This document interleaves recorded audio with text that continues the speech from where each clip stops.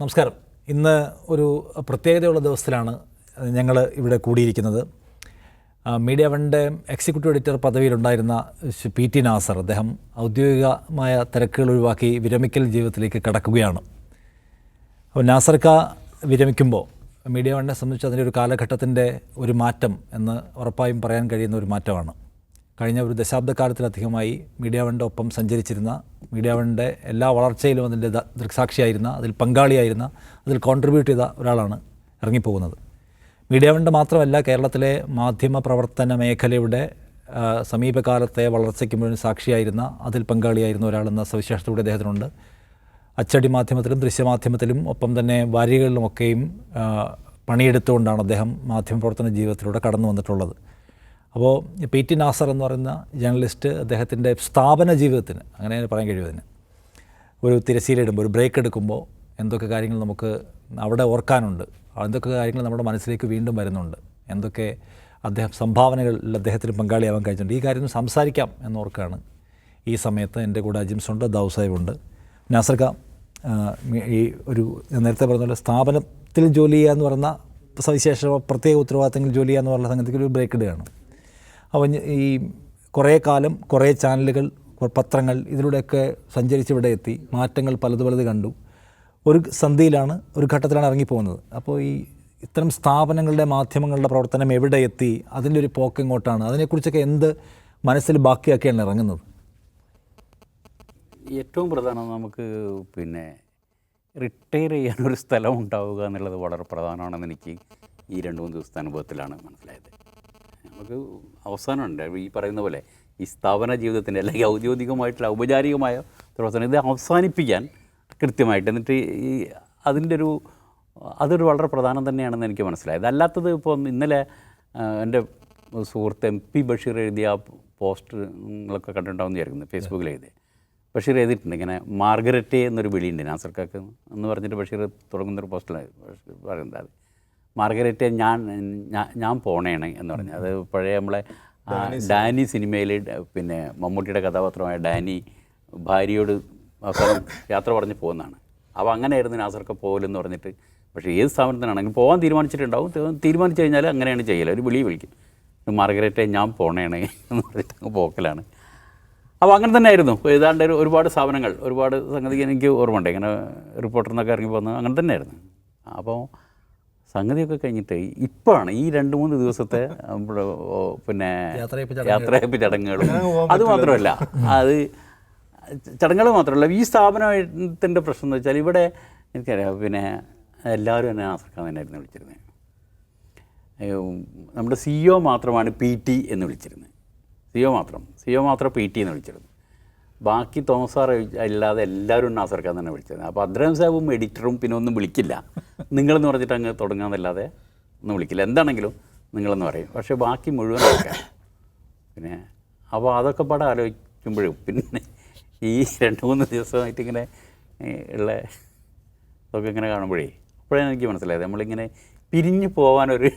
നന്നായിട്ട് പിരിഞ്ഞു പോകാനൊരു സ്ഥലം ഉണ്ടാവണം എന്നുള്ളതൊരു ചില്ലറ കാര്യം.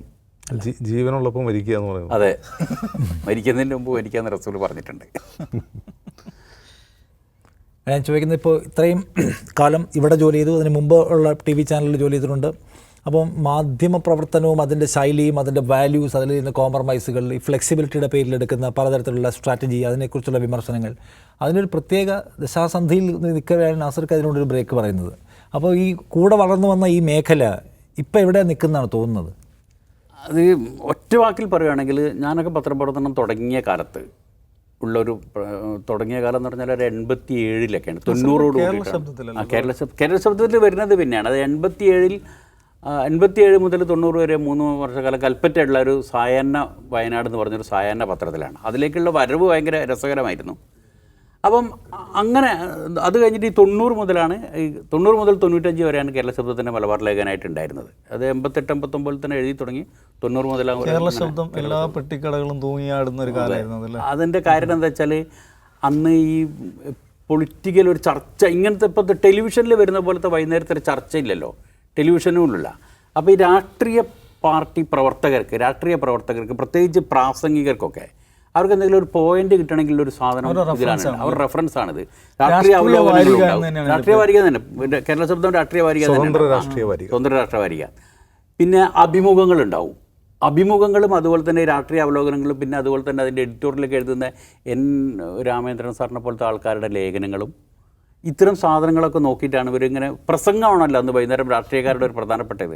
അപ്പോൾ പ്രാസംഗികർക്ക് ഒരു പ്രധാനപ്പെട്ട ഇത് കിട്ടുന്നത് ഇവിടുന്നായിരുന്നു. അതുകൊണ്ട് പിന്നെ അതൊരു വളരെ പ്രധാനപ്പെട്ട ഇത് തന്നെയായിരുന്നു. അപ്പം ഇതിൻ്റെ ഒരു പ്രശ്നം എന്താ വെച്ചാൽ ഈ അത് കഴിഞ്ഞിട്ട് പിന്നെ ഇങ്ങനെ മാധ്യമത്തിൽ വരുന്നതൊക്കെ പിന്നെ മലബാർ എന്ന് പറയുമ്പോൾ ഈ റീജിയൻ മൊത്തത്തിൽ ഇത് ഒരു നമ്മൾ പാലക്കാട് മുതൽ ഇങ്ങോട്ട് മൊത്തത്തിൽ. അപ്പോൾ പിന്നെ അത് കഴിഞ്ഞ് മാധ്യമത്തിലൊക്കെ വന്ന് ഇതിൻ്റെ ആ കാലത്തൊക്കെ, അപ്പോൾ കേരള ശബ്ദത്തിലാണെങ്കിലും പിന്നെ മാധ്യമത്തിലാണെങ്കിലും പിന്നെ അവിടെ നിന്ന് ഇങ്ങോട്ടുള്ള ആ ഒരു കാലത്ത് 85, 90 മുതൽ 95 മുതൽ 9 കൊല്ലമാണ് ഞാൻ മാധ്യമത്തിലുണ്ടായിരുന്നത്. ആ കാലത്തിലൊക്കെ ഉള്ള ഒരു പ്രധാനപ്പെട്ട ഒരു 90കളുടെ ഒരു ആദ്യ പകുതി വരെ അല്ലെങ്കിൽ 2000 ആകുന്നത് വരെയുള്ള ഒരു പ്രധാനപ്പെട്ട പ്രശ്നം തെറ്റ് വരിക എന്ന് പറഞ്ഞാൽ ഒരു വലിയ പ്രശ്നമായിരുന്നു. തെറ്റിപ്പോവുക എന്ന് പറഞ്ഞാൽ ഇത് ചെയ്ത ആൾക്ക് നമ്മളുടെ അടുത്താണ് ഒരു തെറ്റ്, പേഴ്സണലായിട്ട് നമ്മളുടെ അടുത്താണ് തെറ്റ് വന്നതെന്ന് പറഞ്ഞാൽ അതൊരു ഭയങ്കരമായ പ്രശ്നമാണ്.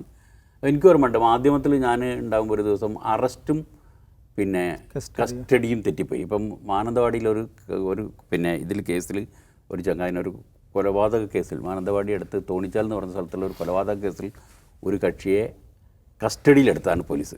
അത് വാർത്തയിൽ മാറ്റമൊന്നും വരുത്തില്ല. അത് ഹെഡിങ് ഇട്ടപ്പം, അത് പേജിൽ വെച്ചത് ഞാനാണ്, ഹെഡിങ് ഇട്ടപ്പോൾ അത് കസ്റ്റഡി, ഞാനിങ്ങനെ ഒരു ഓഫ് ആൻഡ് ആയിട്ട് ഇങ്ങനെ അങ്ങോട്ട് ചെയ്തു പോയത്. ഹെഡിങ് ഇട്ട് വന്നപ്പോൾ പിറ്റേന്ന് രാവിലെ പത്രം അടിച്ച് വന്നപ്പോൾ അറസ്റ്റിൽ നിന്നായിപ്പോയി. സംഗതി ശരിയാണ്, താഴെ വാർത്തയിൽ കസ്റ്റഡി ഒക്കെ തന്നെയാണ്, പക്ഷേ ഈ അറസ്റ്റിൽ ഹെഡർ മാറിപ്പോയി. അയാൾ അറസ്റ്റ് ചെയ്തിട്ടില്ല. അന്ന് അദ്രൈം സാഹിബ് എന്നെ പറയാൻ ഒന്നും ബാക്കിയില്ല. മിസ്റ്റർ നാസർ അവിടെ ഉണ്ടോ എന്ന് ചോദിച്ചിട്ടാണ്, നിങ്ങളാണോ എന്ന് പത്രം ചെയ്തത്? ഞാൻ പറഞ്ഞ പത്രം മൊത്തം ഞാനല്ല പേജ് ചെയ്തത്, നിങ്ങളുടെ സിദ്ധാന്തം കേൾക്കാനല്ല വിളിച്ചത്, നിങ്ങൾ എഴുതി വെച്ചത് കണ്ടോ എന്ന് ചോദിച്ചിട്ട് ഇവിടെ കൊണ്ട് തുടങ്ങി. എന്നിട്ട് മൂപ്പര് അറസ്റ്റും ഞാനൊന്ന് ചോദിക്കട്ടെ, ഈ അറസ്റ്റും കസ്റ്റഡിയും തമ്മിലുള്ള വ്യത്യാസം നിങ്ങൾക്ക് അറിയില്ലേ? അറിയാഞ്ഞിട്ടാണോ? അല്ല, അറിയാഞ്ഞിട്ടാണെങ്കിൽ അത് പറയണം എന്ന് പറഞ്ഞുകൊണ്ടാണ് മൂപ്പര് ഇത് തുടങ്ങുന്നത്. അപ്പോൾ അങ്ങനത്തെ ഒരു ഭയങ്കര പ്രശ്നമുണ്ടായിരുന്നു. അതിപ്പോൾ അന്നൊരു തെറ്റ് വന്ന ആൾക്ക് പിന്നെ ആ ഡെസ്കിന് മൊത്തത്തിൽ പിന്നെ ഇത് കൈകാര്യം ചെയ്യുന്നവർക്കൊക്കെ ഇതൊരു ഭയങ്കര പ്രശ്നം തന്നെയായിരുന്നു. പക്ഷേ ഇപ്പോഴത്തെ കാലത്ത് തെറ്റ് വന്നാൽ അത്ര വലിയ പ്രശ്നമൊന്നുമില്ല.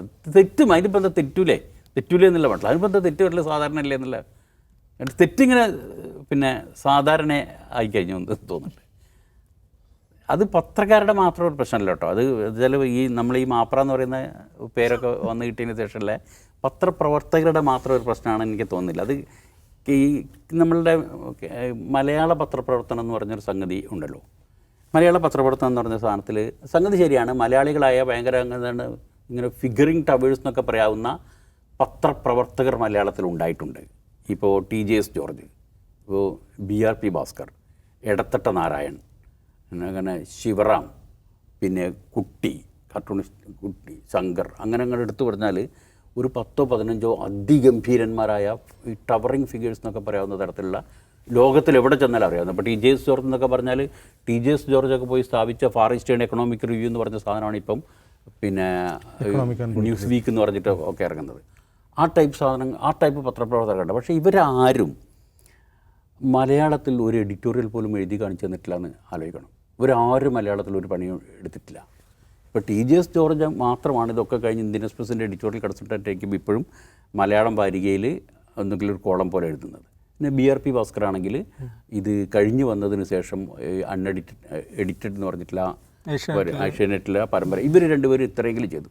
ബാക്കി പറയുന്ന അതിഭയങ്കരന്മാരായ മലയാളം ജേർണലിസ്റ്റുകൾ എന്ന് പറയുന്നവരൊക്കെയും ഡൽഹിയിലോ ബോംബെയിലോ അല്ലെങ്കിൽ ഇന്ത്യക്ക് പുറത്തോ പോയി പണിയെടുത്ത് വന്നിട്ട് റിട്ടയർ ചെയ്തിട്ട് ഇവിടെ ഇരിക്കുമ്പോൾ ഈ അഭിമുഖം കൊടുക്കൽ മാത്രമേ ചെയ്തിട്ടുള്ളൂ.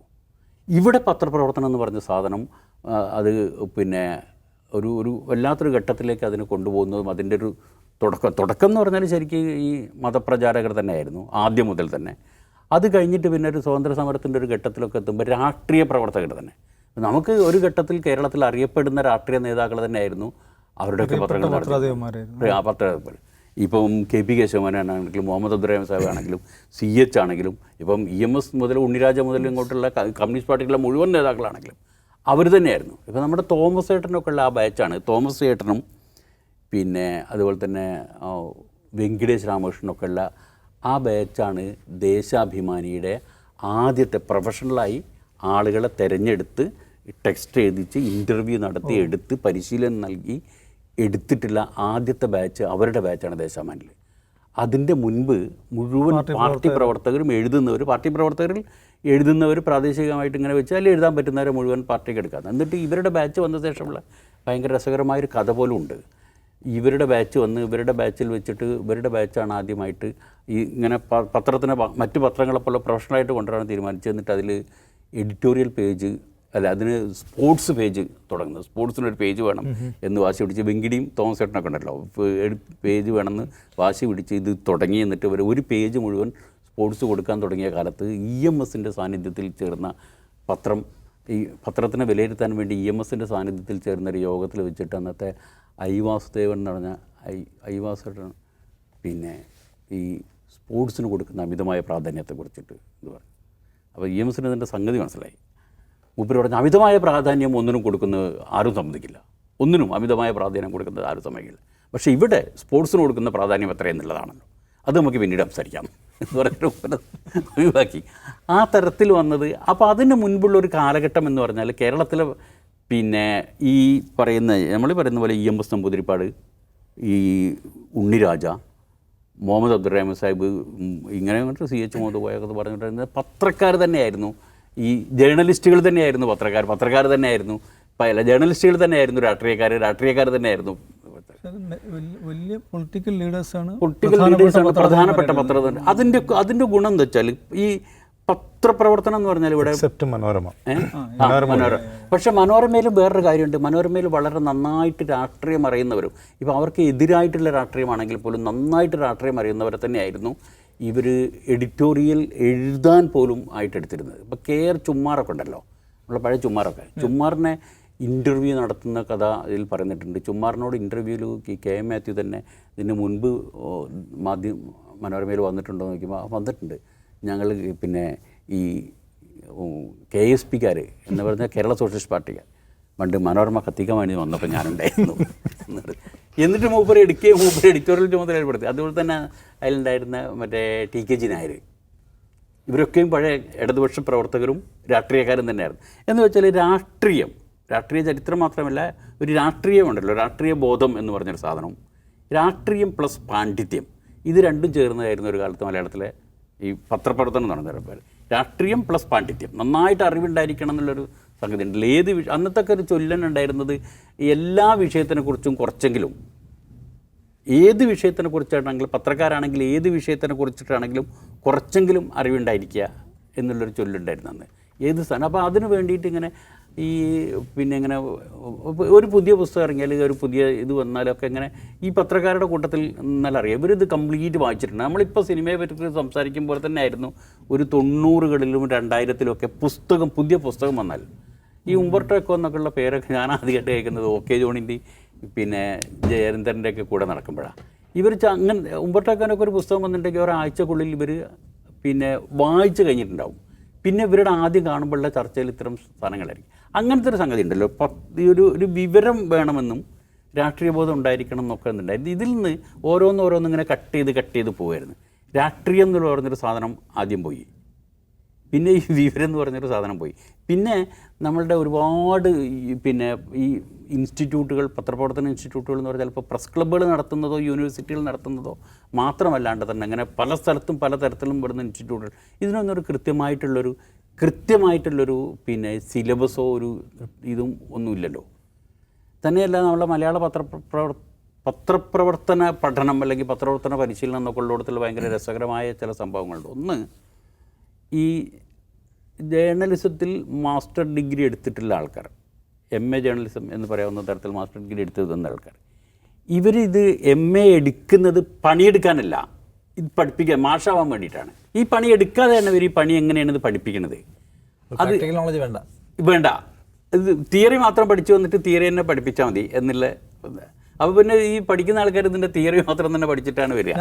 ഒന്നത് TV-ക്കാരാണോ ഈ സംഗതി ലൂസാക്കിയത്? പത്രം ഇപ്പോഴും കുറച്ചൊക്കെ അത് കീപ്പ് ചെയ്യുന്നു തോന്നുന്നുണ്ടോ? ഇല്ല.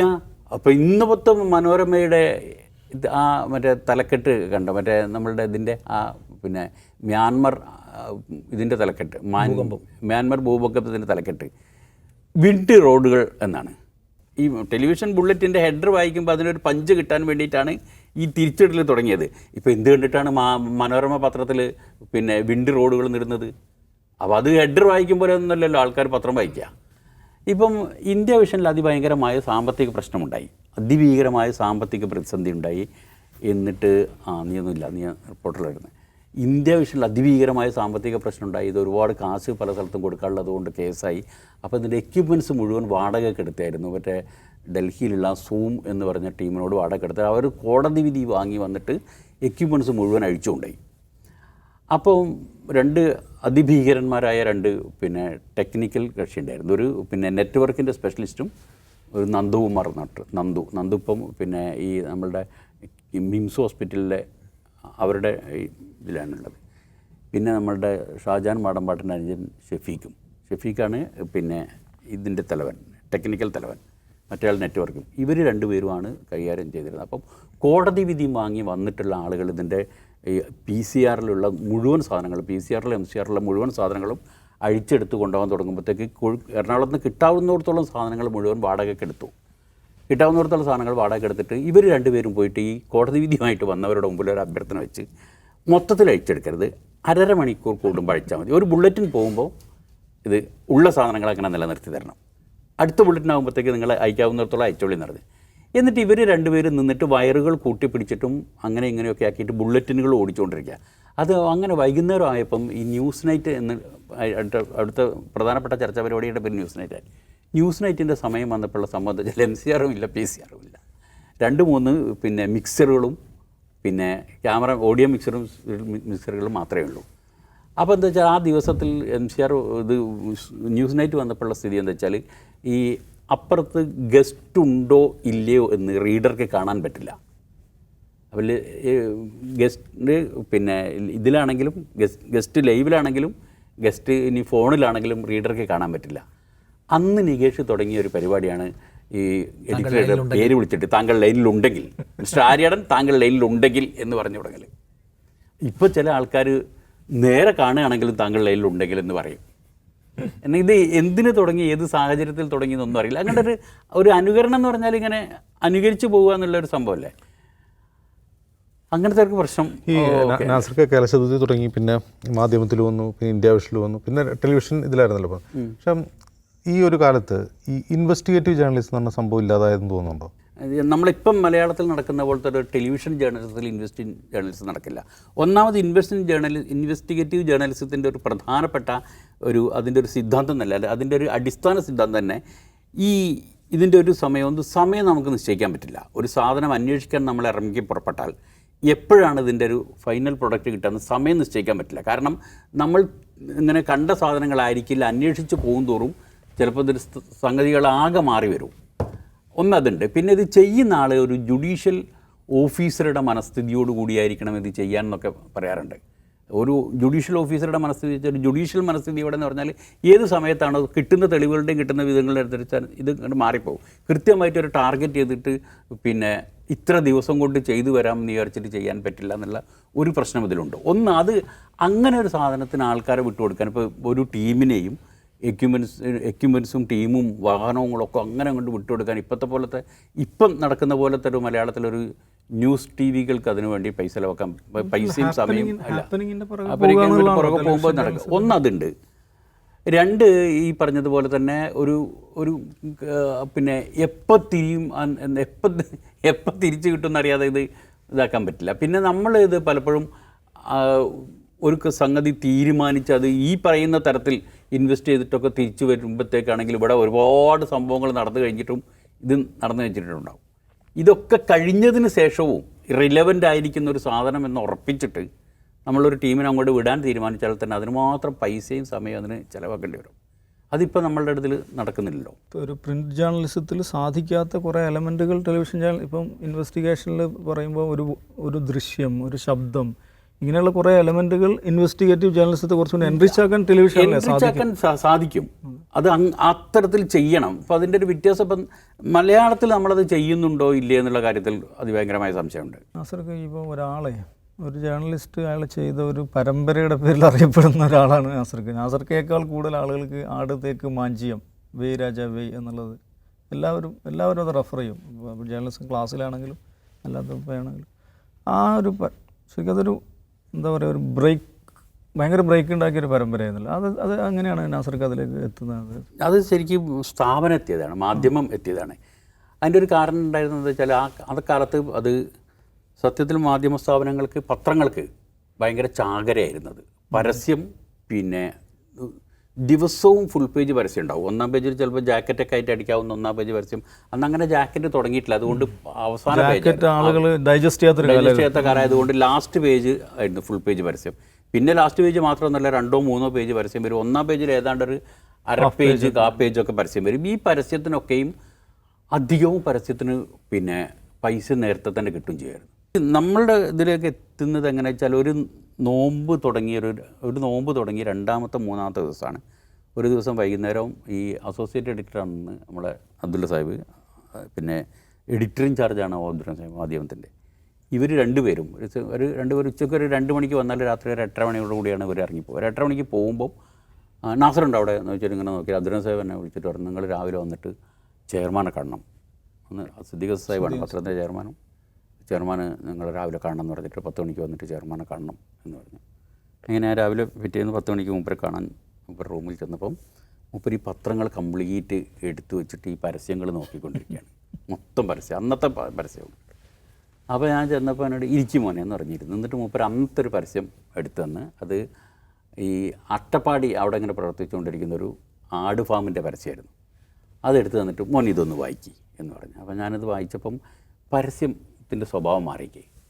പിന്നെ നബി തിരുമേനി പറഞ്ഞതുപോലെ ആട് വളർത്തൽ എന്ന് പറഞ്ഞിട്ടാണ് പരസ്യം. അപ്പോൾ അതിൻ്റെ തലേ ദിവസം അതിൻ്റെ മുമ്പ് ഇവർ കൊടുത്തുകൊണ്ടിരിക്കുന്ന പരസ്യം എന്ന് വെച്ചാൽ ഈ മഹാത്മാഗാന്ധിയുടെ ഗ്രാമീണ സമ്പദ് വ്യവസ്ഥ മെച്ചപ്പെടുത്താനുള്ള ട്രസ്റ്റിഷിപ്പും, പിന്നെ കാർൽ മാർക്സ് പറഞ്ഞതുപോലെയുള്ള പൊതു ഉടമസ്ഥതയും ഒക്കെ പറഞ്ഞിട്ടായിരുന്നു ഇതിൻ്റെ. നോമ്പ് വന്നപ്പോൾ ഈ സാധനം മാറിയിട്ടുണ്ട്. അപ്പോൾ ഞാനതിങ്ങനെ വായിച്ചു കഴിഞ്ഞിട്ടിരിക്കുമ്പോൾ ഇങ്ങനെ സിദ്ദീഖ് ശ്രമിച്ചു, അല്ല മോനത് നോക്കിയത്. ഞാൻ അവിടെ നോക്കി, എന്താ നോക്കി, അല്ല ഞാൻ പറഞ്ഞത് ഇത് നോമ്പ് തുടങ്ങിയതിനെ കൊണ്ടാണ് തോന്നുന്നുണ്ട്, പിന്നെ ഒരു പരസ്യത്തിൻ്റെ സ്വഭാവം മാറിയിട്ട്. അത് മനസ്സിലായല്ലോ. ഞാൻ പറഞ്ഞു അത് മനസ്സിലായെന്ന് പറഞ്ഞു. എന്നാൽ ആ പരസ്യം നമുക്കിനി കൊടുക്കണ്ട. അതുകൊണ്ട് അപ്പോൾ അത് ഇങ്ങനെ ഒരു സംഭവം ഉണ്ടെങ്കിൽ പിന്നെ ചില സംശയങ്ങളൊക്കെ ഉണ്ട്, അതിനെക്കൊണ്ട് നമ്മളിനി ആ പരസ്യം കൊടുക്കണ്ടെന്ന് തീരുമാനിച്ചു. അപ്പോൾ ഞാൻ ചോദിച്ചതല്ല, നന്നായിട്ട് പൈസ കിട്ടുന്നില്ല. അത് പൈസ കിട്ടുന്നതാണ്. അപ്പോൾ തൽക്കാലം നമുക്ക് ആ പൈസ വേണ്ടാന്ന് തീരുമാനിച്ചു. നമ്മളതിപ്പോൾ കൊടുക്കുന്നില്ല. പരസ്യം ഇത് സംബന്ധിച്ചുള്ള ഈ പരസ്യങ്ങൾ ഇത് മുഴുവൻ നിർത്തിവെക്കുകയാണ്, പരസ്യം നിർത്തിവെക്കുകയാണ്. എന്നിട്ട് മോനെ ഇത് ഏൽപ്പിക്കാൻ ഞാൻ തീരുമാനിച്ചിരിക്കുന്നത്, ഇതിൻ്റെ ഇത് മൊത്തത്തിലൊന്ന് അന്വേഷിച്ചിട്ട് ഇതിൻ്റെ ഒരു സത്യവും അസത്യവും ഒന്ന് കണ്ടുപിടിച്ചിട്ട് ഇത് നടക്കുന്ന കാര്യമാണോ അല്ലേ എന്നൊന്ന് കണ്ടുപിടിച്ച് വന്നിട്ട് മോൻ്റെ അടുത്ത് റിപ്പോർട്ട് കിട്ടിയതിന് ശേഷമേ ഇനി നമ്മളിതിൻ്റെ പരസ്യം കൊടുക്കൂലേ തീരുമാനിക്കുന്നുള്ളൂ. അതിപ്പോൾ തന്നെ ഇത് തുടങ്ങണം.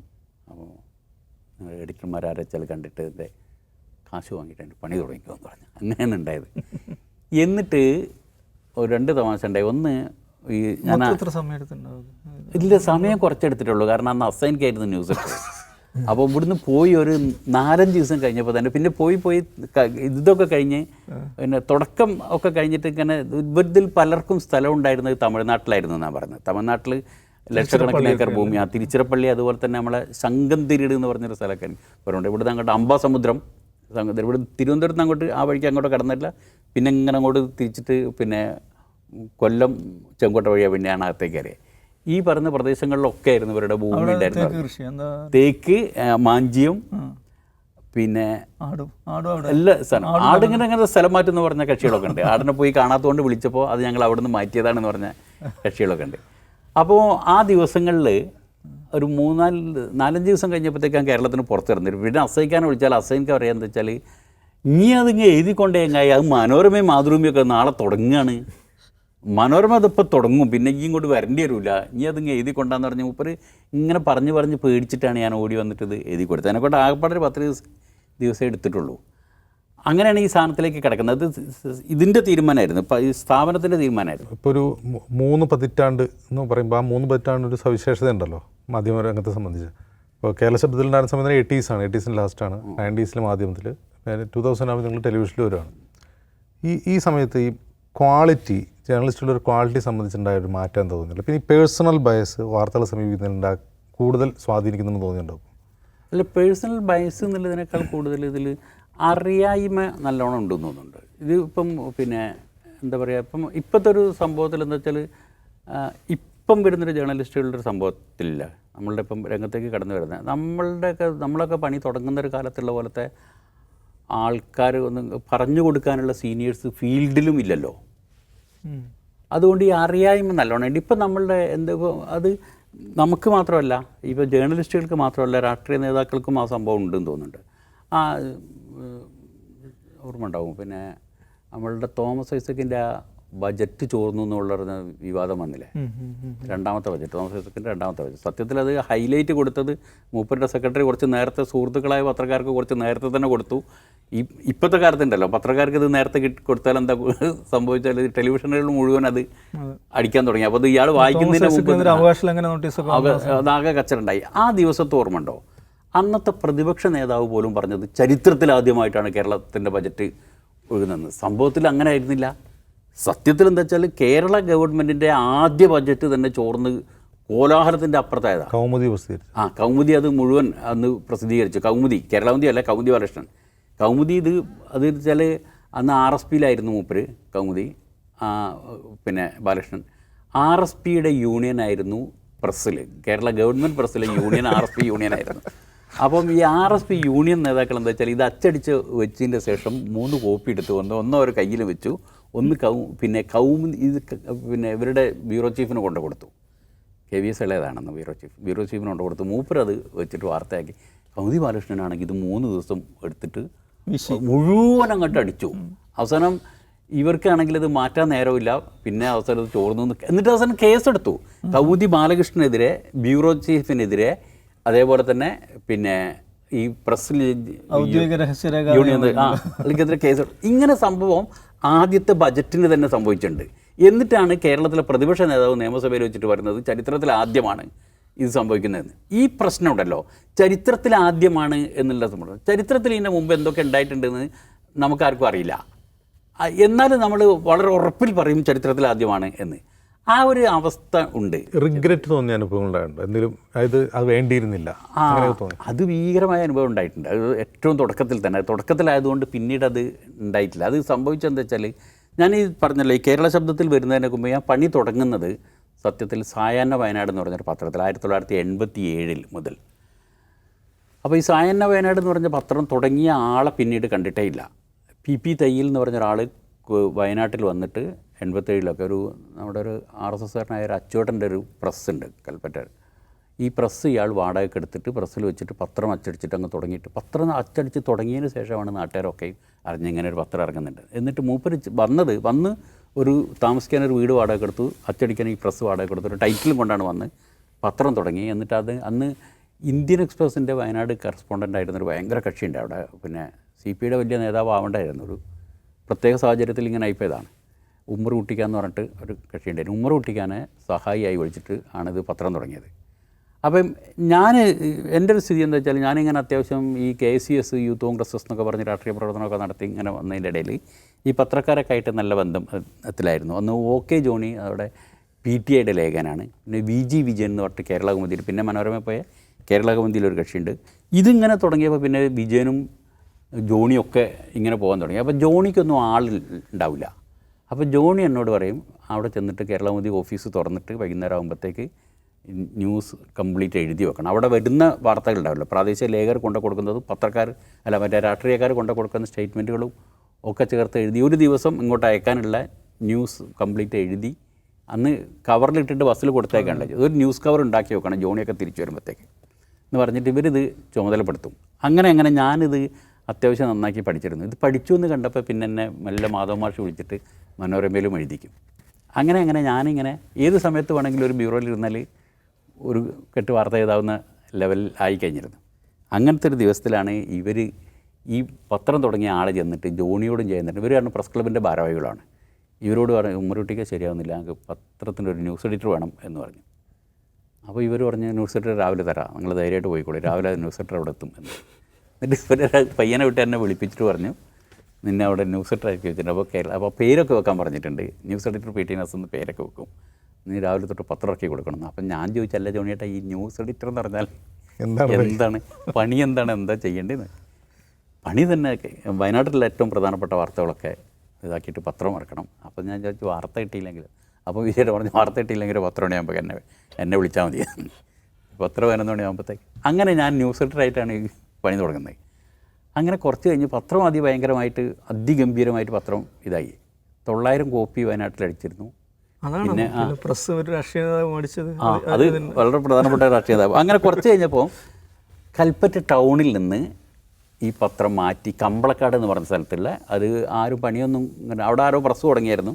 പക്ഷേ കൽപ്പറ്റക്കല്ലാതെ ആൾക്കാരും കമ്പളക്കാട് ആരും അച്ചടിയൊന്നും നടക്കാത്തതുകൊണ്ട് അതങ്ങനെ ഇങ്ങനെ മുടന്തി നീങ്ങുന്ന പ്രസ്സായിരുന്നു. അത് മൊത്തത്തിൽ വാടക എടുത്തിട്ട് അങ്ങോട്ടേക്ക് മാറ്റി.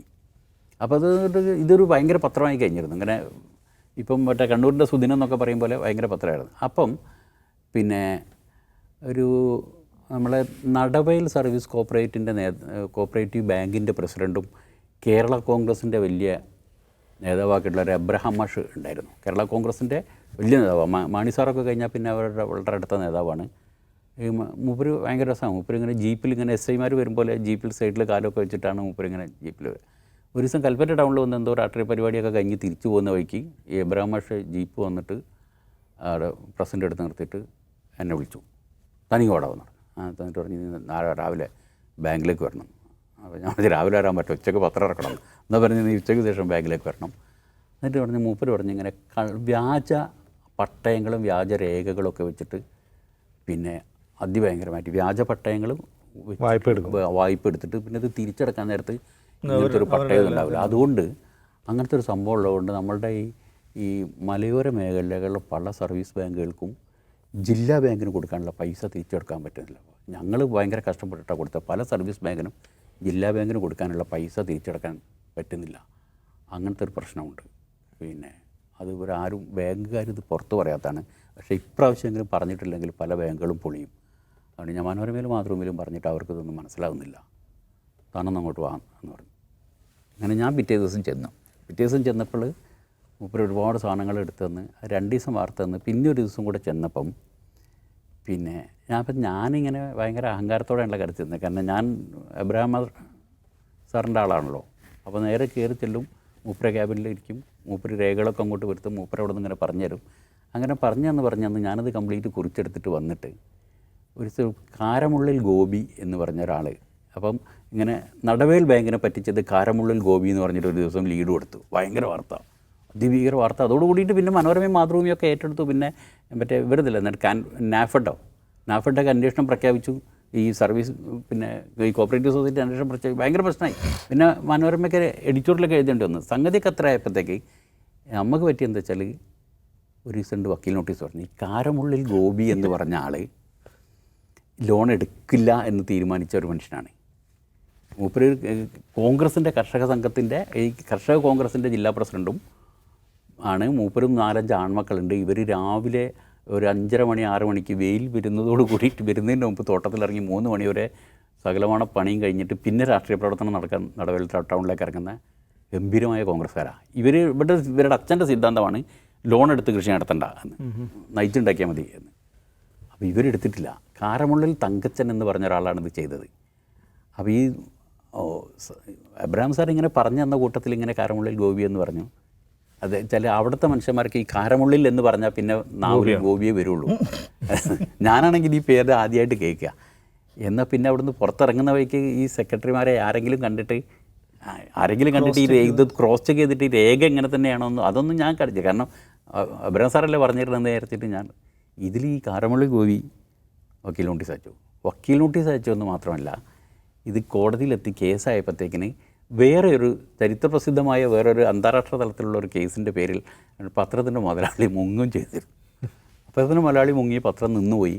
മുതലാളി മുങ്ങിയിട്ട് പിന്നെ ബാംഗ്ലൂരിൽ നിന്ന് അയാൾ എനിക്ക് കത്തയച്ചിരുന്നു, പത്രം നീ തുറന്നു നടത്തിക്കോ, ഞാനൊരു ദിവസം വന്നിട്ട് മാറ്റി എഴുതി തരാം. അപ്പം പിന്നെ ഈ നേരത്തെ പറഞ്ഞ അടിയോടി വക്കീലൊക്കെ പറഞ്ഞ് അങ്ങനെ ചെയ്യാൻ നിൽക്കണ്ട, അയാളുടെ പേരിൽ വേറെ എന്തൊക്കെയോ സംഭവങ്ങൾ ഉണ്ട്. ഒന്നാമത് ഇത് ആരാന്നറിയില്ല, എന്താണെന്നറിയില്ല. അതുകൊണ്ട് പിന്നെ അത് മാറ്റി വാങ്ങാനൊന്നും നിൽക്കണ്ട, അതങ്ങ് അവസാനിപ്പിച്ചാൽ മതി എന്നിട്ട് അങ്ങനെ നിർത്തിയായിരുന്നു. പക്ഷേ ഈ ഗോപിചേട്ടൻ ഇത് വിടില്ല. മൂപ്പരിത് പിന്നാലെ കൂടി എന്നല്ല, കേസ് നടത്തി പുള്ളി ഇത് തിരുത്തു കൊടുക്കണം എന്നായി. തിരുത്തു കൊടുക്കാൻ പത്രമില്ല എന്ന് പറഞ്ഞിട്ട് മൂപ്പർ അതറിയേണ്ട കാര്യമില്ല, മറ്റു പത്രങ്ങൾ തിരുത്തു കൊടുക്കണം എന്നായി. അവസാനം ഞാൻ മാധ്യമത്തിൻ്റെ ബ്യൂറോ ചീഫിൻ്റെ കാല് പിടിച്ച്, അക്ഷരാർത്ഥത്തിൽ പിന്നെ ഇതിൻ്റെ കസേരയുടെ താഴെ ഇരുന്നിട്ട് കാല് പിടിച്ചിട്ട് പിന്നെ കോടതിയിൽ വെച്ച് മാപ്പ് പറഞ്ഞു എന്നുള്ളൊരു വാർത്ത ഇതിൽ വരുത്തി. അപ്പോൾ അന്ന് മാപ്പ് പറഞ്ഞിട്ടുണ്ടായിരുന്നില്ല. ഇപ്പോൾ നമ്മളെ പിന്നെ ഗോപാലകൃഷ്ണൻ പറഞ്ഞ പോലെ തന്നെ മാപ്പ് പറഞ്ഞിട്ടുണ്ടായിരുന്നു. പക്ഷെ മാപ്പ് പറഞ്ഞതിൻ്റെ തലേ ദിവസം തന്നെ മാപ്പ് പറഞ്ഞു. ഇങ്ങനെ കഥ വിശദമായിട്ട് എഴുതി കൊടുത്തു. പൂട്ടിപ്പോയ പത്രത്തിൻ്റെ ന്യൂസ് എഡിറ്റർ മാപ്പ് പറഞ്ഞു എന്നും പറഞ്ഞിട്ടൊരു കഥ വിശാലമായിട്ട് എഴുതിയിട്ട് ഇത് കൊടുത്തിട്ട് ബ്യൂറോ ചീഫിൻ്റെ കാല് പിടിച്ചിട്ട് ഈ വാർത്ത കൊടുക്കണം എന്ന് പറഞ്ഞിട്ട് വാർത്ത കൊടുപ്പിച്ചു. പിറ്റേ കേസിന് ഇത് വന്നപ്പം ഇങ്ങനെ മാപ്പ് കൊടുത്തു എന്ന് പറഞ്ഞിട്ട് മാപ്പ് പറഞ്ഞു എന്നുള്ള വാർത്ത. അപ്പോൾ ഈ ഗോപിച്ചേട്ടൻ്റെ വക്കീൽ മാപ്പ് പറഞ്ഞിട്ടില്ല, മാപ്പ് പറയുന്നതിന് മുമ്പ് തന്നെ തെറ്റിദ്ധരിപ്പിക്കാൻ നോക്കി എന്ന് പറഞ്ഞു. അപ്പോൾ മജിസ്ട്രേറ്റ് വെച്ച് തെറ്റിദ്ധരിപ്പിച്ചോ അല്ലേ എന്നുള്ളതല്ലല്ലോ പ്രശ്നം, നിങ്ങളുടെ കാര്യം നടന്നു, ആ വാർത്ത തെറ്റായിരുന്നുവെന്നും അതിൻ്റെ ന്യൂസ് എഡിറ്റർ മാപ്പ് പറഞ്ഞു എന്നും പറഞ്ഞുള്ള വാർത്ത പത്രത്തിൽ വന്നു. അപ്പോൾ വെച്ച് വന്നു, ആ എന്നാൽ പിന്നെ ഇവിടെ നിർത്തിയാൽ മതി. എന്നിട്ട് പിന്നെ മജിസ്ട്രേറ്റ് ചോദിച്ചു കൂട്ടിപ്പോയ പത്രം, പിന്നെ അവൻ ഇതിലപ്പുറം എന്തോ ചെയ്യാനോടോ, അങ്ങനെ കഴിച്ചില്ല. അപ്പോൾ അന്ന് എനിക്ക് തോന്നിയിട്ടുണ്ട് ഈ പറഞ്ഞതുപോലെ ഒന്ന്, പിന്നെ ഇതുണ്ടല്ലോ ഈ രേഖ എന്ന് പറഞ്ഞൊരു സാധനം, ഇങ്ങനെ കേട്ട കേൾവിയിൽ ഞാനിങ്ങനെ കരമുള്ളിൽ ഗോപി എന്നടിച്ചു.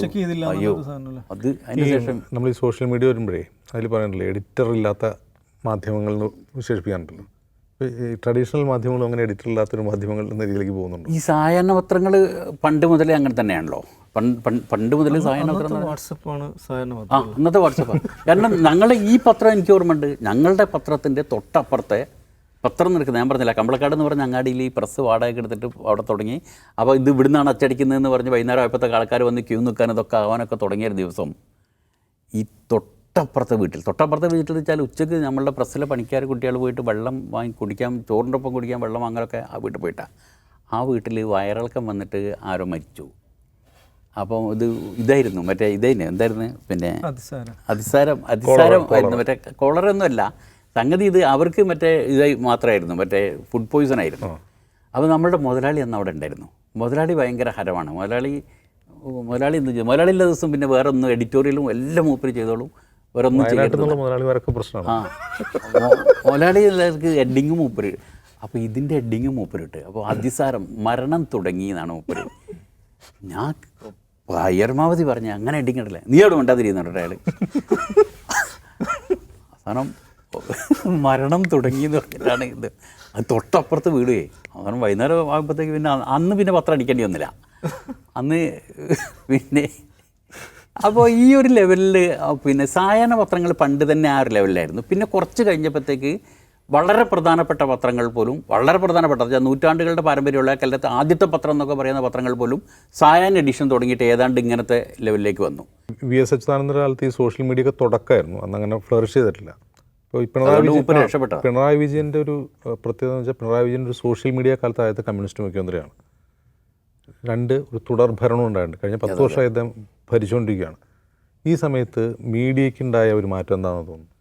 ഒരു മാറ്റം നമ്മൾ ഈ പറഞ്ഞ തന്നെ ഒന്ന് VSൻ്റെ കാര്യം പറയുമ്പോൾ പറയാതിരിക്കാൻ പറ്റാത്തൊരു സംഭവിച്ചാൽ സോഷ്യൽ മീഡിയ ഇല്ലാത്ത കാലത്തായതുകൊണ്ട് രക്ഷപ്പെട്ടതാട്ടോ മൂപ്പര്. അല്ലെങ്കിൽ മൂപ്പര് പ്രസംഗങ്ങളുടെ ഒക്കെ സ്ഥിതി എന്തായിരുന്നു? മൂപ്പരുടെ പ്രസംഗങ്ങൾ വല്ലതും പിന്നെ ഇതേപോലത്തെ തരത്തിലും കൂടെ ഈ വീഡിയോ എടുത്തിട്ട് ഇങ്ങോട്ട് വന്നിട്ടുണ്ടായിരുന്നെങ്കിൽ അതിഭീകരം. അയ്യോ, പിണറായി സഖാവാണെങ്കിൽ പിന്നെ വളരെ കൃത്യമായിട്ട് മൂപ്പരും അല്ലെങ്കിൽ മൂപ്പരുടെ ആളുകളും ഈ എന്താണ് പത്രങ്ങളെ കൊണ്ട് വളർന്നതല്ല എന്ന് ആവർത്തിച്ച് പറയും, മാധ്യമങ്ങളെ കൊണ്ട് വളർന്നതല്ല, മാധ്യമങ്ങളെ കൊണ്ട് വളർന്നിട്ടുള്ള ആളല്ല എന്ന് ആവർത്തിച്ച് പറയുകയും ഒക്കെ ചെയ്യും. പിന്നെ അതുപോലെ തന്നെ മറ്റേ ഇതും ഉണ്ടല്ലോ, അവരൊരു സ്ഥിരം പറയുന്നൊരു സിദ്ധാന്തമുണ്ട്, ഇങ്ങനെ ബൂർഷ്വാ മാധ്യമങ്ങൾ ഒരാളെ പിന്നെ പുകഴ്ത്തുകയാണെങ്കിൽ, നല്ലത് പറയുകയാണെങ്കിൽ EMS കോട്ട് ചെയ്താണ് പറയുന്നത്, എന്തോ കുഴപ്പമുണ്ടെന്ന്, നമുക്ക് എന്തോ കുഴപ്പമുണ്ട് നമ്മൾ വിചാരിച്ചിരിക്കണം എന്നൊക്കെ പറയുമെങ്കിലും, ഇങ്ങനെയൊക്കെ പറയുമെങ്കിലും ഈ പത്രങ്ങളെ സംബന്ധിച്ച് അല്ലെങ്കിൽ ഈ മാധ്യമം എന്ന് പറയുന്ന സാധനം, മാധ്യമത്തിൻ്റെ ശക്തി, അതിനെ സംബന്ധിച്ചിട്ട് വളരെ കൃത്യമായ ബോധ്യവും അതിനെ എങ്ങനെ മറികടക്കാമെന്ന് കൃത്യമായ തന്ത്രങ്ങളുള്ള ആളാണല്ലോ. ഇപ്പം PR ഏജൻസികൾ വെച്ചിട്ടാണെങ്കിലും അല്ലെങ്കിൽ തന്നെ ഇനി PR ഏജൻസികൾ അല്ലെങ്കിൽ തന്നെ ഒരു 10-25-35 കാലം പത്രപ്രവർത്തനം നടത്തി പരിചയമുള്ള ഇപ്പം ദേശാഭിമാനിയിൽ തന്നെയാണെങ്കിലും ദേശാഭിമാനിയിലും കൈരളിയിലും തന്നെയാണെങ്കിലും 10, 25, 10, 30 കൊല്ലം ഈ പത്രപ്രവർത്തനം നടത്തി പരിചയമുള്ളതിൻ്റെ എല്ലാവിധ ചതിക്കുഴികളും അറിയാവുന്ന ഒരു സംഘം ആളുകൾ പ്രസ് സെക്രട്ടറിമാരായിട്ട് കൂടെ ഉണ്ടാവുമല്ലോ. അതിന് പുറമെ ഈ പറയുന്ന ഏജൻസികളും ഉണ്ടാവുമല്ലോ. അതിന് പുറമെ ഉപദേശകൾ വേറെ ഉണ്ടാവുമല്ലോ. ഇത്രയും സന്നാഹത്തോട് കൂടിയിട്ടാണല്ലോ മൂപ്പർ ഇരിക്കുന്നത്. അതുകൊണ്ട് മൂപ്പർക്ക് ചതി പറ്റാൻ ഉള്ള ഇത് വളരെ കുറവാണ്. പക്ഷെ അതായിരുന്നില്ല VVSൻ്റെ അവസ്ഥ. അപ്പോൾ ഇത്രയും സംഗതികളെ കുറിച്ച് പറഞ്ഞു. ഇനിയിപ്പോൾ വിരമിക്കുമ്പോൾ ഈ ടീമിനോട് ഇവിടെ പറയുമ്പോൾ എന്താ ഇവരോട് പറയാനുള്ളത്? ഈ മീഡിയ വണ്ണിനോട്, മീഡിയ വൺ ന്യൂസ് ടീമിനോട് എന്താ കൊടുക്കാനുള്ള ഒരു സന്ദേശം, പറയാനുള്ള വാക്ക് എന്നൊക്കെ പറയില്ലേ? അത് എന്താണെന്ന് വെച്ചാൽ എനിക്കുണ്ടായ ഒരു അനുഭവം ഉണ്ട്. അത് ഞാൻ പറഞ്ഞുതരാം, ബാക്കി നിങ്ങൾ മനസ്സിലാക്കിയാൽ മതി. ഞാൻ വന്നിട്ട് പിന്നെ അപ്പം വന്ന സമയത്ത് പ്രധാനപ്പെട്ട പ്രധാനപ്പെട്ട പണി എന്ന് പറഞ്ഞാൽ ഇത് ചെയ്യലാണല്ലോ, പൊളിമിക്സ് എന്ന് പറഞ്ഞിട്ടുള്ള ഇത് ചെയ്യലാണ്. അപ്പോൾ അതിന് അന്ന് തന്നെ അറിയാം, ആദ്യം ആലോചിക്കാനുള്ള മീറ്റിങ്ങിൽ ഇരുന്നപ്പോൾ തന്നെ ഒരു പ്രൊഡ്യൂസർ, പേരിട്ട് മൂപ്പർ കേട്ടോ. അപ്പോൾ പ്രൊഡ്യൂസറെ തരാം എന്ന് തോമസ് സാർ പറഞ്ഞപ്പോൾ തന്നെ ഞാൻ പ്രൊഡ്യൂസർ വേണ്ട എന്ന് പറഞ്ഞിരുന്നത്. പിന്നെ പ്രൊഡ്യൂസർ ആലോചിക്കുന്നതാണോ ഞാൻ ആലോചിക്കുന്നതാണോ എന്താണ് നടക്കുകയെന്ന് അറിയാത്തതുകൊണ്ട് അങ്ങനെ പ്രൊഡ്യൂസർ വേണ്ടെന്ന് പറഞ്ഞിരുന്നു. അതുകൊണ്ട് ഞാൻ തന്നെ ചെയ്തോളാം, എഡിറ്റർ തന്നാൽ മതി എന്ന് പറഞ്ഞ് അങ്ങനെ. അപ്പം ഉള്ള പ്രശ്നം എന്താ വെച്ചാൽ ഏതാണ്ട് രാവിലെ 10 മണിക്ക് മുമ്പ്, ഒരു 10 മണിക്ക് അറിയാമല്ലോ, ഒരു 10 മണിക്ക് വന്നിരുന്നാൽ ഏതാണ്ട് ഒരു ഉച്ചയാകുമ്പോഴത്തേക്ക് ഒരു 2-3 മണിയാകുമ്പോഴത്തേക്കാണ് ഈ സാധനം മുഴുവൻ കണ്ടിട്ട് ഇത് കട്ട് ചെയ്തിട്ട് വേണ്ടതൊക്കെ മാറ്റി വെച്ചിട്ടൊക്കെ അങ്ങനെ ലാവിഷായിട്ട് ഇരുന്നിട്ട് ഇതിങ്ങനെ മുഴുവൻ കാണാനും കട്ട് ചെയ്താനും ബാക്കി വരുത്താനും ഒക്കെ ഉള്ള നേരം. അതൊക്കെ കഴിഞ്ഞിട്ട് പിന്നെ 2 മണിയാകുമ്പോഴത്തേക്ക് എഡിറ്റർ വന്നു കഴിഞ്ഞാൽ പിന്നെ അതൊരു 6 മണിയാകുമ്പോഴത്തേക്ക് തീർത്തിട്ട് 6 മണിക്ക് ആങ്കർ പോസ്റ്റ് എടുത്തിട്ട് വേണ്ടല്ലോ 8 മണിക്ക് തീർക്കുക. അപ്പോൾ പിന്നെ ഇങ്ങനെ ഇതിനല്ലാതെ വേറെ ഒന്നിനും നേരം കിട്ടാത്ത സമയമാണല്ലോ. അതുകൊണ്ട് ആരും എന്നോട് വേറൊരു പണി പറയാറുമില്ല. ഇനി പിന്നെ എല്ലാവരും പറഞ്ഞ് മൂപ്പര് വേറെ പണിക്ക് കിട്ടില്ല എന്നുള്ള മട്ടിലായി. അങ്ങനെ നിൽക്കുമ്പോൾ ഒരു ദിവസം തോമസ് സാറാണ് നമ്മളെ എഡിറ്റർ. തോമസ് സാർ അവിടെ ഇങ്ങനെ നിന്ന് നോക്കി, 2-3 പ്രാവശ്യം ഇങ്ങനെ നോക്കി, ഇങ്ങനെ വിളിച്ച് എനിക്ക് മനസ്സിലായില്ല എന്നെ വിളിക്കുകയാണെന്ന്. പിന്നെ ഒരാളെ പറഞ്ഞയച്ചിട്ട് വിളിപ്പിച്ചിട്ട് ഞാൻ അങ്ങോട്ട് ചെന്നപ്പം മൂപ്പർ ക്യാബിനിൽ നിന്നിട്ട് പറഞ്ഞു, ഒരാളുടെ പേര് പറഞ്ഞു, നമ്മുടെ ഡെസ്കിലുള്ള ഒരു ഡെസ്ക് ചീഫായിട്ടിരിക്കുന്ന ഒരാളുടെ പേര് പറഞ്ഞിട്ട് അവനെ ഞാനൊരു കാശ്മീരിനെ കുറിച്ചിട്ടുള്ള ഒരു സാധനം ഏൽപ്പിച്ചിട്ടുണ്ട്, ഒരു ഡോക്യുമെൻ്ററി ചെയ്യാൻ ഏൽപ്പിച്ചിട്ടുണ്ട്, അതിൻ്റെ സ്ക്രിപ്റ്റ് നീ നോക്കി കൊടുക്കണം എന്ന് പറഞ്ഞു. ഞാൻ ചെയ്യാം എന്ന് പറഞ്ഞ് ഞാൻ തിരിച്ചു വന്നിട്ട് ഞാൻ അവിടെ സീറ്റിലിരുന്നിട്ട് ഇതിൻ്റെ എഡിറ്റിങ്ങിന് പറഞ്ഞു. പിന്നെ കുറച്ച് കഴിഞ്ഞിട്ട് ഞാൻ എണീറ്റ് പോയിട്ട് അഷ്റഫ് ആളൂരിനോട് പറഞ്ഞു, ഇങ്ങനൊരു സാധനം തോമസ് സാർ എന്നെ ആളെ ഏൽപ്പിച്ചിട്ടുണ്ട് എന്ന് പറഞ്ഞ സ്ക്രിപ്റ്റ് നീ ഒന്ന് നോക്കി കൊടുക്കണേ. നോക്കാൻ പറഞ്ഞു. നോക്കിക്കോളാം എന്ന് പറഞ്ഞ് ഞാൻ പിന്നെ എണീറ്റ് ചെന്നപ്പോൾ അഷ്റഫ് അതിരുന്ന് നോക്കുന്നുണ്ട്. പിന്നെ 2 മിനിറ്റ് 4-5 മിനിറ്റ് കഴിഞ്ഞപ്പോൾ ഞാൻ കേൾക്കുന്നത് ആ ഭാഗത്ത് നിന്ന് ഒരു അലർച്ച, നാസർ തോമസ് സാർ ഇവിടെ വേടാന്ന് തന്നെ പറഞ്ഞു, ഇവിടെ എന്ന് പറഞ്ഞു. ഞാൻ എഴുതിച്ചെന്ന് മൂപ്പര് ക്യാബിനിൽ കയറി വാതിലടച്ചിട്ട്, താനത് നോക്കിയോ? ഞാൻ പറഞ്ഞു, ഞാനത് അഷ്റഫിനെ ഏൽപ്പിച്ചത്. അഷ്റഫിനെ എനിക്കറിയാം, അഷ്റഫ് എൻ്റെ കീഴുദ്യോഗസ്ഥനാണ്, തൻ്റെ കീഴുദ്യോഗസ്ഥനല്ല. അഷ്റഫിനെ ഞാനൊരു കാര്യം ഏൽപ്പിക്കണമെങ്കിൽ എനിക്കറിയാം അഷ്റഫിനെ ഏൽപ്പിക്കാൻ. ഞാൻ തന്നെ ഒരു കാര്യം ഏൽപ്പിക്കുന്നത് താൻ ചെയ്യാനാണ്. അപ്പോൾ ഞാൻ പറഞ്ഞല്ല, അങ്ങനെയാണെങ്കിൽ പൊളിമിക്സിൽ നിന്ന് പോയില്ലെങ്കിൽ പോണ്ട, ഞാനാണ് ഈ സ്ഥാപനത്തിൻ്റെ എഡിറ്റർ, പൊളിമിക്സിൽ നിന്ന് പോകുന്നില്ലെങ്കിൽ അതിന് പകരം സ്ഥാനം ഞാൻ ഏൽപ്പിച്ചോളാം, ഞാൻ ഇപ്പോൾ പറഞ്ഞ പണിയെടുക്കുക എന്ന് പറഞ്ഞു. ഞാൻ പിന്നെ അവിടെ ചെന്ന് ഡെസ്കിലിരുന്ന് ഈ സാധനം എടുത്ത് നോക്കിയപ്പോൾ, സ്ക്രിപ്റ്റ് എടുത്ത് നോക്കിയപ്പോൾ ആദ്യത്തെ വരി തന്നെ തെറ്റായിരുന്നു. കാശ്മീരിനെ കുറിച്ച് ഭൂമിയിലൊരു സ്വർഗ്ഗമുണ്ടെങ്കിൽ അതിതാണ് എന്ന് ജവഹർലാൽ നെഹ്റു പറഞ്ഞിട്ടുണ്ട് എന്ന് പറഞ്ഞിട്ടാണ് തുടങ്ങുന്നത്. അങ്ങനെ അത് മുതൽ മാറ്റിയത് കംപ്ലീറ്റ് മാറ്റി കഴിഞ്ഞ് സ്ക്രിപ്റ്റ് മാറ്റിപ്പിച്ച് കഴിഞ്ഞിട്ട് പിന്നെ ഞാൻ തിരിച്ച് കയറി ചെന്നിട്ട് തോമസിനോട് പറഞ്ഞ സ്ക്രിപ്റ്റ് നോക്കി കൊടുത്തിട്ടുണ്ട്, അതിന് തമ്മിൽ തന്നെ പണിയെടുത്തോ, 8:30 മണിക്ക് പൊളിമിക്സ് പോയിരിക്കണം.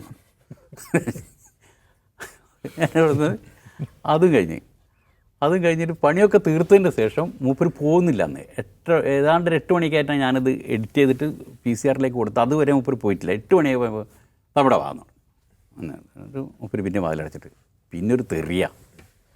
ആ തെറി പറഞ്ഞിട്ട് നിന്നെ ഞാനൊരു കാര്യം ഏൽപ്പിച്ചത് നീ അത് ചെയ്യാൻ വേണ്ടിയിട്ടാണ്, അത് മനസ്സിലായിക്കോ എന്നിട്ട് പിന്നെയും പറഞ്ഞു തരും, മനസ്സിലായിക്കോടോ എന്നിട്ട്. അല്ലാതെ സബ് കോൺട്രാക്ട് കൊടുക്കാനാണെങ്കിൽ എനിക്കത് അറിയാം ആ പണി. അങ്ങനത്തെ ഒരു പ്രശ്നമുണ്ടല്ലോ, അങ്ങനത്തെ ഒരു പ്രശ്നമുണ്ട്. അത് തന്നെയാണ്. എന്തായാലും നാസർക്ക സ്ഥാപനം വിടുകയാണ്, പക്ഷേ ഇനിയും കൂടുതലിനേക്കാൾ സചേതനവും സക്രിയവുമായ കാലം വരട്ടെ എന്ന് പ്രത്യാശിക്കുന്നു, ആശംസിക്കുന്നു. അപ്പോൾ നമുക്ക് അവസാനിപ്പിക്കുകയാണ്.